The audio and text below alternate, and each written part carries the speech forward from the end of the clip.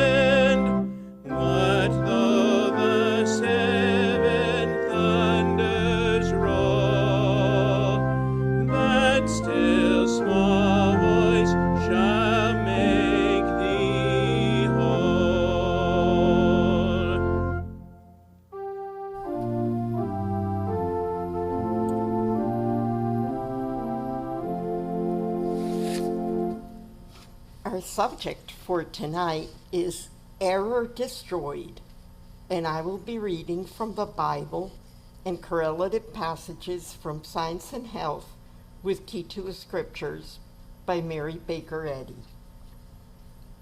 From the Bible, Psalms. Whither shall I go from thy spirit, or whither shall I flee from thy presence? If I ascend up into heaven, thou art there. If I make my bed in hell, behold, thou art there. If I take the wings of the morning and dwell in the uttermost part of the sea, even there shall thy hand lead me, and thy right hand shall hold me. If I say, surely the darkness shall cover me, even the night shall be light about me. Yea, the darkness hideth not from thee, but the night shineth as the day. The darkness and the light are both alike to thee.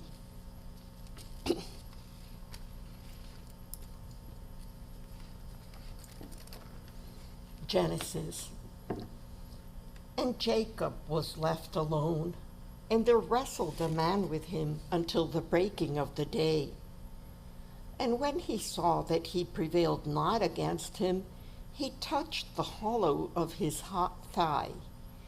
And the hollow of Jacob's thigh was out of joint, as he wrestled with him. And he said, Let me go, for the day breaketh. And he said, I will not let thee go, except thou bless me. And he said unto him, What is thy name? And he said, Jacob. And he said, Thy name shall be called no more Jacob, but Israel, for as a prince hast thou power with God and with men, and hast prevailed. And Jacob asked him, and said, Tell me, I pray thee, thy name. And he said, Wherefore is it that thou dost ask after my name? And he blessed him there. And Jacob called the name of the place Peniel, for I have seen God face to face, and my life is preserved. And as he passed over Peniel, the sun rose up upon him, and he halted upon his thigh.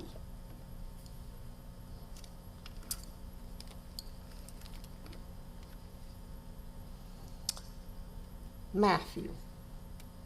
And it came to pass, when Jesus had finished all these sayings unto his disciples, that one of the 12, called Judas Iscariot, went unto the chief priests, and said unto them, What will ye give me if I deliver him unto you?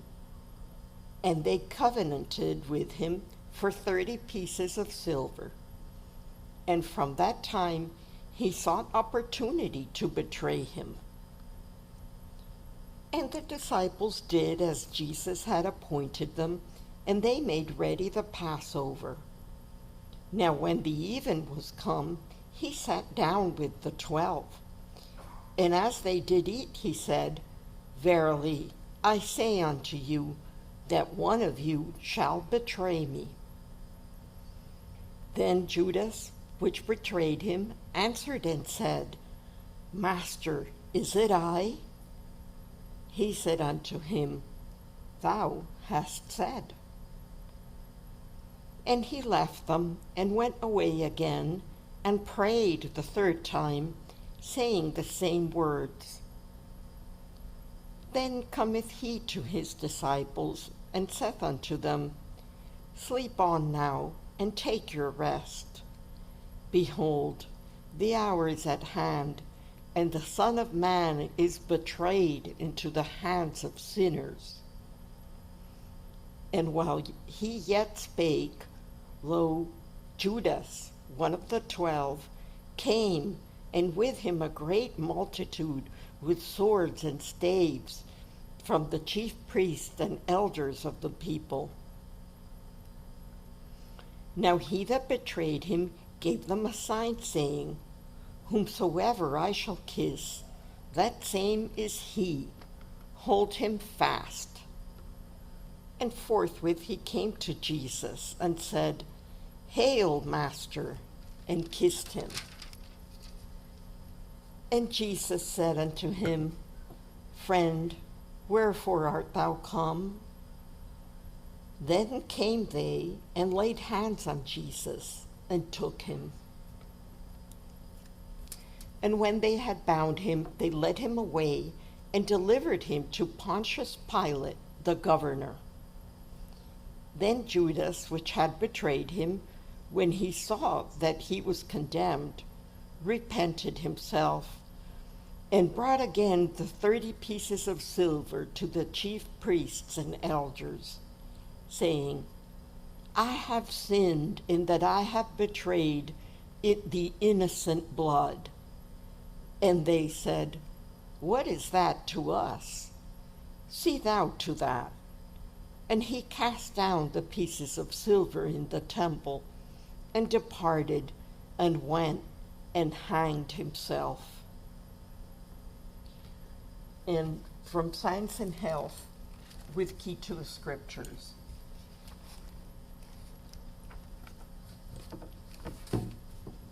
By Mary Baker Eddy.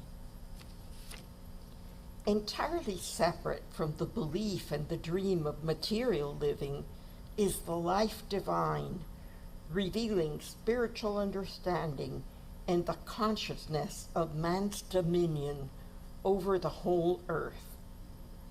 This understanding casts out error and heals the sick, and with it you can speak as one having authority. When thou prayest, enter into thy closet, and when thou hast shut thy door, pray to thy Father which is in secret, and thy Father which seeth in secret shall reward thee openly. So spake Jesus. The closet typifies the sanctuary of spirit, the door of which shuts out sinful sense, but lets in truth, life, and love. Closed to error, it is open to truth, and vice versa. The Father in secret is unseen to the physical senses, but he knows all things and rewards according to motives, not according to speech. To enter into the heart of prayer, the door of the erring senses must be closed. Lips must be mute, and materialism silent, that man may have audience with spirit, the divine principle, love, which destroys all error. Jesus bore our infirmities. He knew the error of mortal belief, and with his stripes, the rejection of error, we are healed. Despised and rejected of men, returning blessing for cursing, he taught mortals the opposite of themselves, even the nature of God. And when error felt the power of truth, the scourge and the cross awaited the great teacher. Yet he swerved not, well knowing that to obey the divine order and trust God saves retracing and transversing anew the path from sin to holiness. Material belief is slow to acknowledge what the spiritual fact implies. The truth is the center of all religion. It commands sure entrance into the realm of love. St. Paul wrote, "Let us lay aside every weight and the sin which doth so easily beset us, and let us run with patience the race that is set before us." That is, let us put aside material self and sense and seek the divine principle and science of all healing. If truth is overcoming error in your daily walk and conversation, you can finally say, "I have fought a good fight. I have kept the faith." If your endeavors are beset by fearful odds and you receive no present reward, go not back to error, nor become a sluggard in the race. When the smoke of battle clears away, you will discern the good you have done and receive according to your deserving. Love is not hasty to deliver us from temptation, for love means that we shall be tried and purified. Final deliverance from error, whereby we rejoice in immortality, boundless freedom, and sinless sense, is not reached through passive flowers, nor by pinning one's faith without works to another's vicarious effort. Justice requires reformation of the sinner. Mercy cancels the debt only when justice approves. Revenge is inadmissible. Wrath, which is only appeased, is not destroyed, but partially indulged. Wisdom and love may require many sacrifices of self to save us from sin. Error repeats itself. The trials encountered by prophet, disciple, and apostle, of whom the world was not worthy, await in some form every pioneer of truth. There is too much animal courage in society, and not sufficient moral courage. Christians must take up arms against error at home and abroad. They must grapple with sin in themselves and in others, and continue this warfare until they have finished their course. If they keep the faith, they will have the crown of rejoicing. Mortals try in vain to slay truth with the steel or the stake, but error falls only before the sword of spirit. Meekly our Master met the mockery of his unrecognized grandeur. He overcame the world, the flesh, and all error, thus proving their nothingness.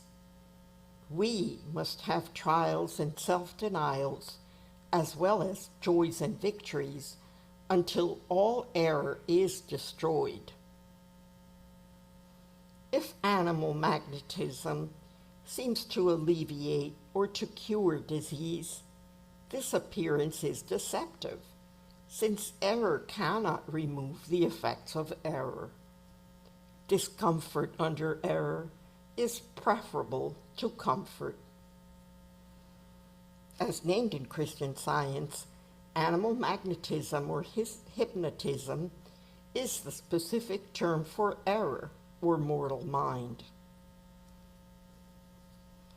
The broadest facts array the most falsities against themselves, for they bring error from under cover.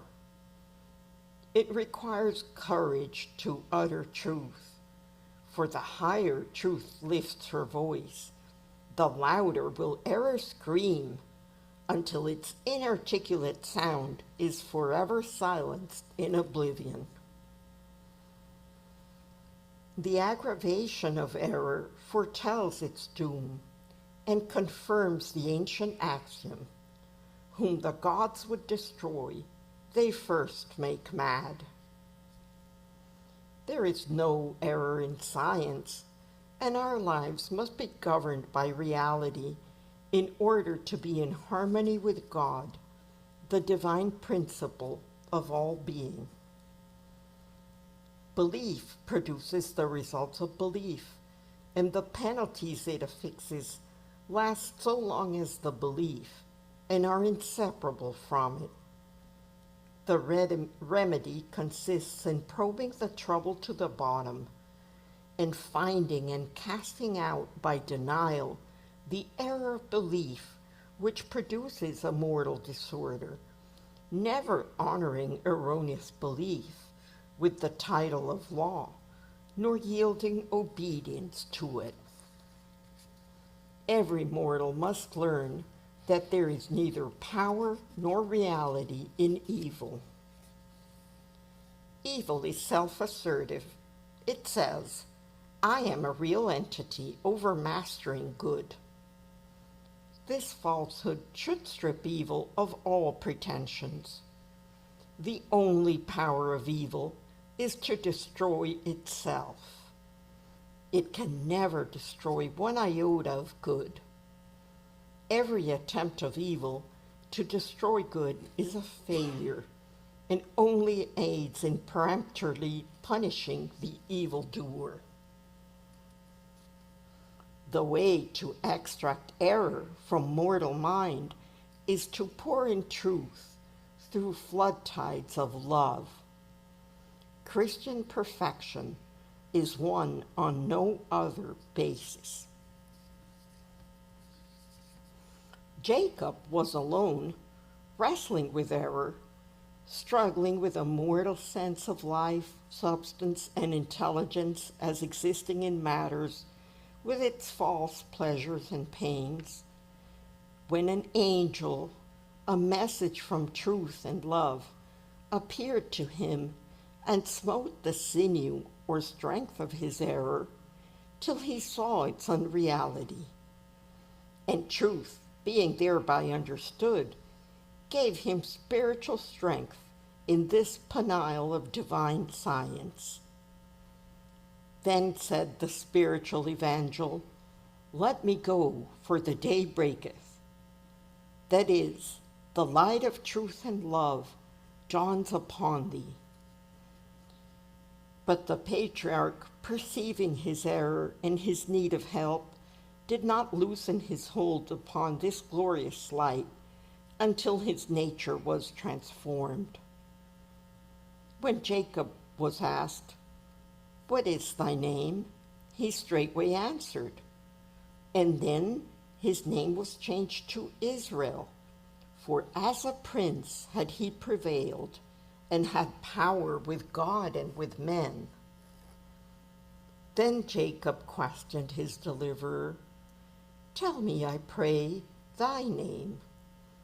But this appellation was withheld, for the messenger was not a corporeal being, but a nameless, incorporeal impartation of divine love to man, which, to use the words of the psalmist, restored his soul, gave him the spiritual sense of being, and rebuked his material sense.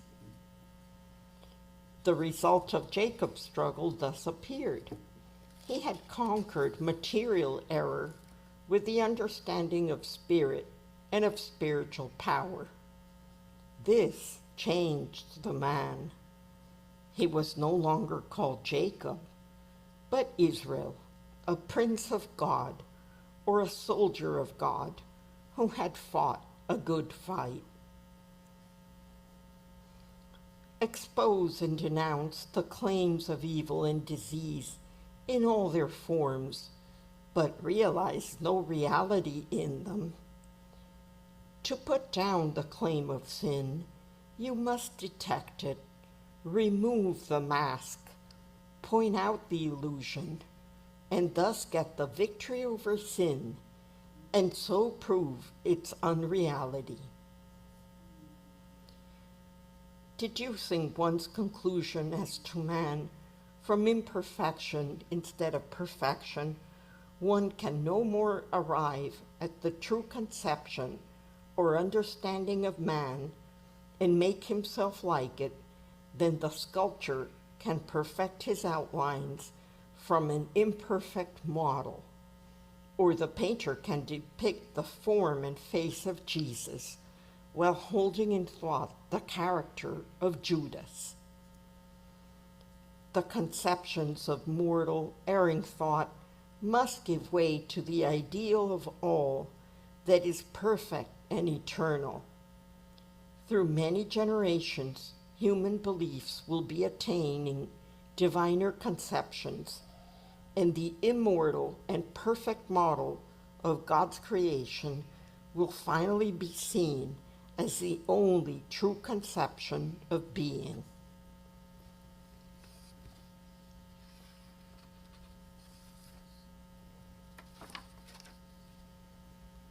Let us hold a minute of silent prayer, followed by the audible repetition of the Lord's Prayer.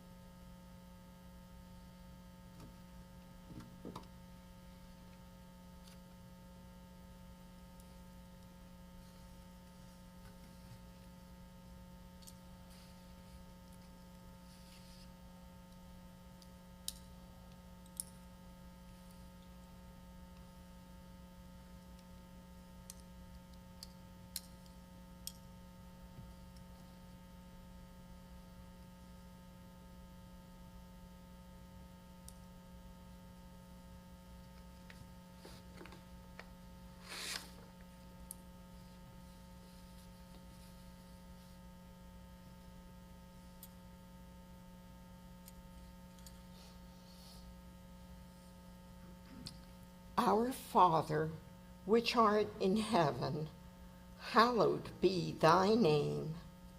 Thy kingdom come. Thy will be done in earth as it is in heaven. Give us this day our daily bread, and forgive us our debts, as we forgive our debtors. And lead us not into temptation, but deliver us from evil. For thine is the kingdom, and the power, and the glory forever.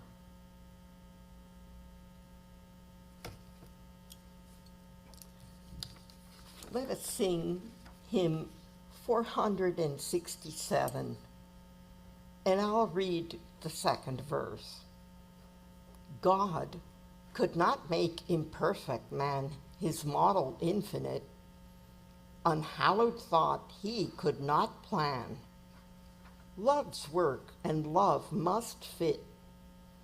Life, truth, and love the pattern make. Christ is the perfect heir. The clouds of sense roll back and show the form divinely fair. Hymn 467.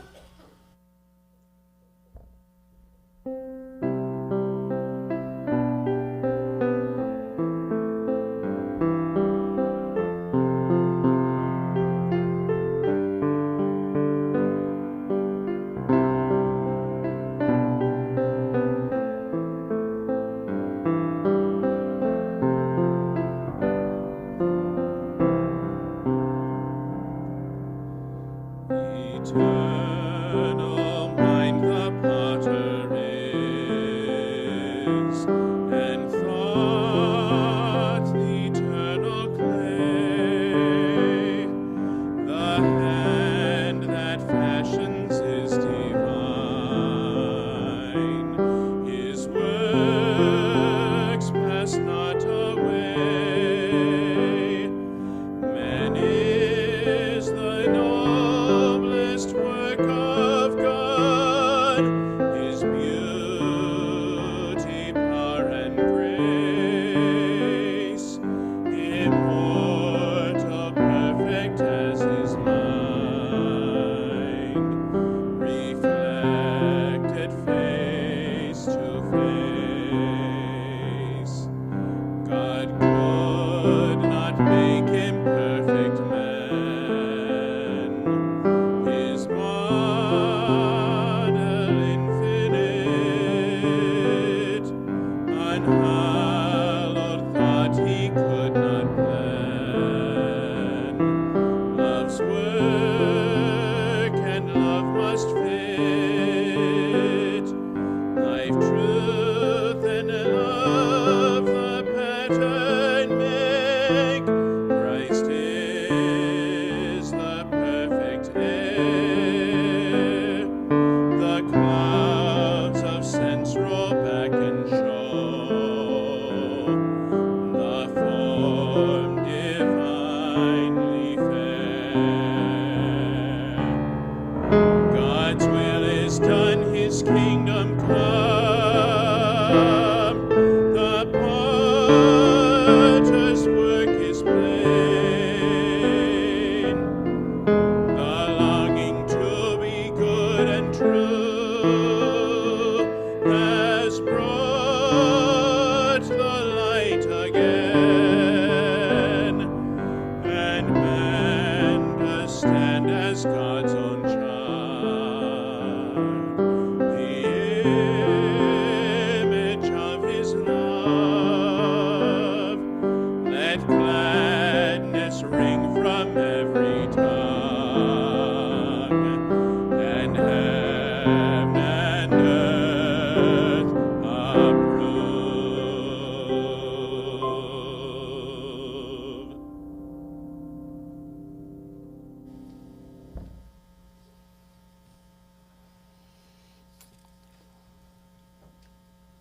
Good evening. After hearing about the fires in the Los Angeles area, many Christian scientists want to lend a helping hand. As one channel for aid, the Principal Foundation offers disaster relief to students of Christian Science. If you or anyone you know needs financial assistance, or if you would like to contribute, information is available online at principalfoundation.org or on the bulletin board in our foyer. On the last Sunday of every month at 11:45 a.m., the Coral Gables Christian Science Church presents a Hymns by Request program to which our members and attendees are invited. Every person who attends has the opportunity to choose his or her favorite hymn.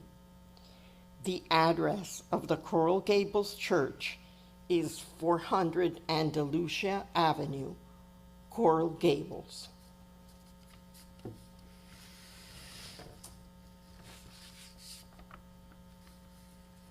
This church is one of the worldwide branches of the Mother Church, the first Church of Christ Scientist in Boston, Massachusetts. We also meet on Wednesdays at 8 p.m. to share experiences and healings resulting from the study and application of Christian Science. During our Sunday services, children and teenagers are gathered nearby in our Sunday school. They are learning to apply Christian Science to their daily lives. In our children's room, little ones not yet ready for Sunday school or the Wednesday meetings are cared for in an atmosphere of love and joy. This church provides a free public reading room as a loving outreach to our community. Here, the Bible and the Christian Science textbook and other Christian Science literature may be studied, borrowed, or purchased. The reading room is open after every Sunday service and before each Wednesday evening, or by appointment anytime convenient for you. Everyone is welcome to attend our services, use the reading room, and bring the children to Sunday school. If you're unable to join us in person, we welcome you to join our online broadcast on Zoom, or visit our website or our Facebook page. Access information for our online presence is posted on the bulletin board in the foyer. The meeting is now open for experiences, testimonies, and remarks on Christian Science.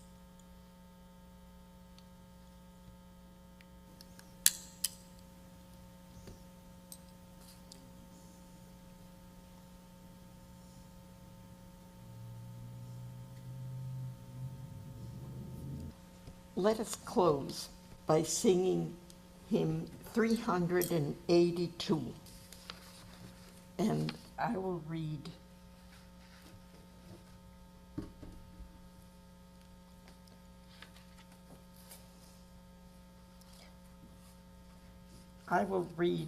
the last verse, the fourth verse, which reads, "Take then the sacred rod, thou art not error's thrall. Thou hast the gift of God, dominion over all." Hymn 382.